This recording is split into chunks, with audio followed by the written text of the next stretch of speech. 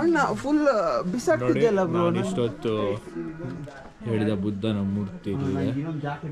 ಬುದ್ಧನ ಜನ್ಮಸ್ಥಾನದ ಬಗ್ಗೆ, ಅವನ ಕತೆ ಎಲ್ಲವನ್ನು ಇಲ್ಲಿ ಮರದ ಇದರಲ್ಲಿ ಕೆತ್ತಲಾಗಿದೆ. ಇಲ್ಲಿ ನೋಡಿ, king Bimbisara paying homage to ವೇಣುವಾಣ.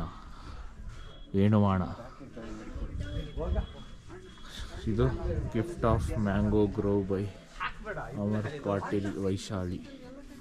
So ಹೀಗೆ ಬುದ್ಧನದು ಎಲ್ಲ ಸಾಧನೆಗಳ ಬಗ್ಗೆ ಅವನ ನೋಡಿ. ಇಲ್ಲಿ ಬುದ್ಧ, ಶಾಂತ ಬುದ್ಧ, ತನ್ನೆಲ್ಲ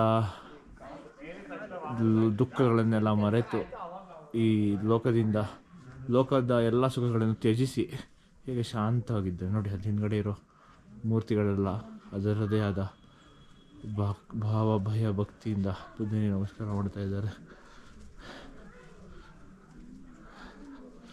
ಇದೆಲ್ಲ ಕಥೆಗಳು, ಇದನ್ನು ಬಲ್ಲವರಿಂದ ತಿಳಿದ್ರೇ ಇದಕ್ಕೊಂದು ಬೆಲೆ.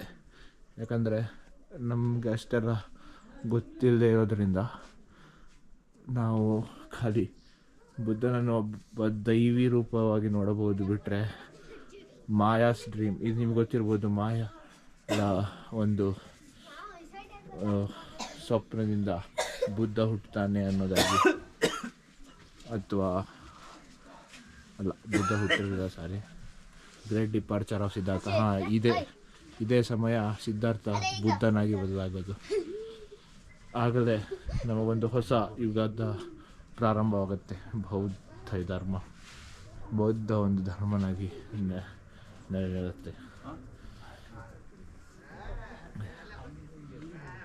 ನೋಡಿ, ಮಾರಾಸ್ ಅಟ್ಯಾಕ್ ಆ್ಯಂಡ್ ಟೆಂಪ್ಟೇಷನ್ ಹೇಳಿಲ್ವ, ಅಂಗುಲಿ ಮಾಲ ಆ ಥರ ಬಹಳಾರು ಜನಗಳು ಬುದ್ಧನ ಮೇಲೆ ಎಗರಿದರು. ಆದರೂ ಬುದ್ಧ ತನ್ನ ಶಾಂತ ಸ್ವಭಾವದಿಂದ ದೈವ ಮಾನವನಾದ.